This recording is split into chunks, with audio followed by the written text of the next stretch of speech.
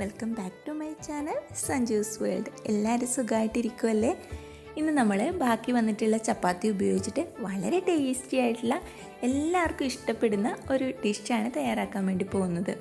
അപ്പോൾ നമ്മുടെ രാവിലെയൊക്കെ ചപ്പാത്തി ഉണ്ടാക്കി അല്ലെങ്കിൽ രാത്രിക്കൊക്കെ ചപ്പാത്തി ഉണ്ടാക്കിയിട്ട് ബാക്കി വരുമ്പോൾ വീണ്ടും അത് കഴിക്കുക എന്ന് പറയുന്നത് അത്ര ഇഷ്ടമുണ്ടാവില്ല അല്ലേ ആർക്കും. അപ്പോൾ ഇതുപോലെ നിങ്ങൾ ചെയ്ത് കൊടുക്കുകയാണെന്നുണ്ടെങ്കിൽ കുട്ടികളായാലും മുതിർന്നവരായാലും ഒക്കെ നന്നായിട്ട് തന്നെ കഴിച്ചോളും കേട്ടോ. അപ്പോൾ ഞാൻ ചപ്പാത്തികളൊക്കെ നീളത്തിലാണ് കട്ട് ചെയ്തിട്ടുള്ളത്. ഇതൊന്ന് റോൾ ചെയ്തിട്ട് കത്രിക ഉപയോഗിച്ചിട്ടാണ് കട്ട് ചെയ്തിട്ടുള്ളത്. ഇതാണ് കൂടുതൽ ഈസിയെന്ന് തോന്നുന്നു. അല്ലാന്നുണ്ടെങ്കിൽ കത്തി ഉപയോഗിച്ചിട്ട് കട്ട് ചെയ്തെടുത്താലും മതിയാകും. ഞാനിവിടെ ഒരു പാനിൽ 3 സ്പൂൺ അളവിൽ വെളിച്ചെണ്ണ ഒന്ന് ചൂടാകാൻ വെച്ചിട്ടുണ്ട്. നന്നായിട്ട് തിളച്ചതിന് ശേഷം നമുക്ക് തീ ഒന്ന് ലോ ഫ്ലെയിമിലേക്കൊന്ന് മാറ്റി കൊടുക്കാം. ഒരു ചെറിയ കഷ്ണം ഇഞ്ചി, 2 പച്ചമുളക്, ഇതൊക്കെ ഒന്ന് നീളത്തിൽ അരിഞ്ഞതാണ് ഇതിലേക്ക് ചേർത്ത് കൊടുത്തിട്ടുള്ളത്. ഇതിൻ്റെ ആ ഒരു പച്ചമണം മാറുന്നതിനനുസരിച്ചിട്ട് നമുക്കിതിലേക്ക് ഒരല്പം ഉള്ളി കൂടി ഒന്ന് ചേർത്ത് കൊടുക്കാം. ഒരു മീഡിയം സൈസ് സവാളയാണ് ഞാൻ എടുത്തിട്ടുള്ളത്. അതും കഴിയുന്നത് നീളത്തിൽ തന്നെ അരിഞ്ഞെടുക്കാൻ വേണ്ടി ശ്രദ്ധിക്കാം കേട്ടോ. അപ്പോൾ ഉള്ളി ഒന്ന് അല്പം ഒന്ന് സോഫ്റ്റായി വരട്ടെ, അതുവരെ നമുക്കൊന്ന് ഇതൊന്ന് ഇളക്കി കൊടുക്കാം. ഒരുപാട് അങ്ങനെ ബ്രൗൺ കളർ ആവാനൊന്നും നിൽക്കരുത് കേട്ടോ. അപ്പോൾ അതിൻ്റെ ആ ഒരു ടേസ്റ്റ് തന്നെ അങ്ങ് മാറിപ്പോകും. അതുകൊണ്ടാണ്. ഇനി നമുക്കിതിലേക്ക് വെജിറ്റബിൾസൊക്കെ ചേർക്കാം. ഞാനിപ്പോൾ ഇതിലേക്ക് ക്യാരറ്റും തക്കാളിയാണ് ചേർക്കാൻ വേണ്ടി പോകുന്നത്. അപ്പോൾ നിങ്ങളുടെ കയ്യിൽ ഏതാണ് വെജിറ്റബിൾസ് ഉള്ളത്, അല്ലെങ്കിൽ കുട്ടികൾക്കൊക്കെ ആണെങ്കിൽ കൂടുതൽ ഇഷ്ടമുള്ള വെജിറ്റബിൾസൊക്കെ നിങ്ങൾക്ക് ഇതിലേക്ക് ചേർക്കാം കേട്ടോ. നീളത്തിൽ മുറിച്ചിട്ടാണ് നമ്മളിതിലേക്ക് ഇട്ട് കൊടുക്കുന്നത് എന്നുണ്ടെങ്കിൽ കാണാൻ നല്ല ഭംഗിയുണ്ടാവും. അതുപോലെ തന്നെ കഴിക്കുമ്പോഴും അവർക്ക് ആ ഒരു നൂഡിൽസൊക്കെ കഴിക്കുന്ന ആ ഒരു ഇതിൽ തന്നെ അവർക്ക് കഴിക്കാൻ വേണ്ടി പറ്റും. അപ്പോൾ ക്യാരറ്റ് ഒരല്പം വേവാൻ താമസം എടുക്കുന്നത് കൊണ്ട് തന്നെ അധികം കട്ടിയില്ലാതെയാണ് ഞാനത് മുറിച്ചെടുത്തിട്ടുള്ളത്. അപ്പോൾ അതൊക്കെ ഒന്ന് ആദ്യം ഇട്ട് കൊടുക്കാം. ഒരല്പം വേവ് ആവശ്യമുള്ളതൊക്കെ നമുക്ക് ആദ്യം ഒന്ന് ഇട്ട് കൊടുക്കാം. അതിനുശേഷം നമുക്കിതിലേക്ക് തക്കാളി ഒന്ന് ചേർത്ത് കൊടുക്കാം. അപ്പോൾ തക്കാളി നീളത്തിൽ തന്നെയാണ് മുറിച്ചിട്ടുള്ളത്. അപ്പോൾ നിങ്ങൾക്ക് ഇതുപോലെ കട്ട് ചെയ്യുകയാണെന്നുണ്ടെങ്കിൽ കാണാൻ നല്ല ഭംഗിയുണ്ട് കേട്ടോ അങ്ങനെ ചെയ്യുമ്പോൾ. ഇനി നമുക്ക് ഈ മസാലയിലേക്ക് ആവശ്യമായിട്ടുള്ള അളവിൽ ഉപ്പൊന്ന് ചേർത്ത് കൊടുക്കാം.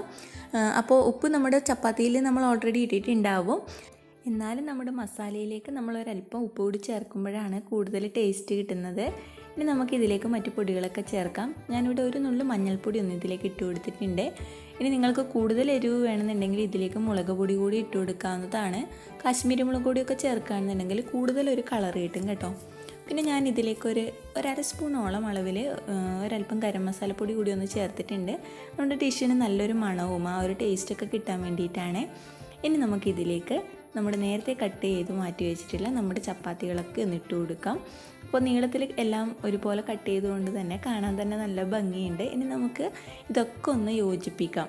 ഇനി ഇതിലേക്ക് ഒരല്പം വെള്ളം ഒന്ന് തൂക്കി കൊടുക്കാം. കാരണം നമ്മുടെ ചപ്പാത്തി നേരത്തെ നമ്മൾ ഉണ്ടാക്കി വെച്ചത് കൊണ്ട് തന്നെ അതൊരല്പം കട്ടിയായിട്ടുണ്ടാവും.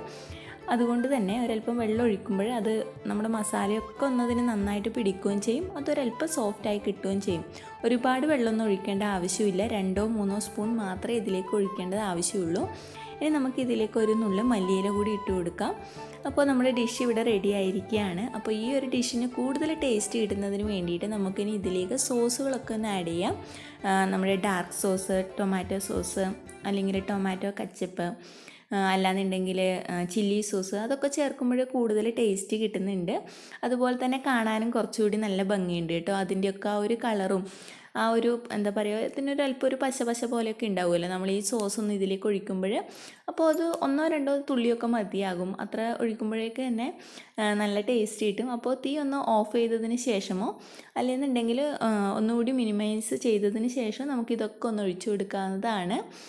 എന്നിട്ട് ഇതൊക്കെ ഒന്ന് മിക്സ് ചെയ്തിട്ട് നമുക്ക് ഈ ഡിഷ് ഒന്ന് തയ്യാറാക്കിയെടുക്കാം. ഇന്നത്തെ വീഡിയോ നിങ്ങൾക്ക് യൂസ്ഫുള്ളായി എന്ന് വിചാരിക്കുന്നു. വീഡിയോ ഇഷ്ടമായിട്ടുണ്ടെങ്കിൽ ലൈക്ക് ചെയ്യുക.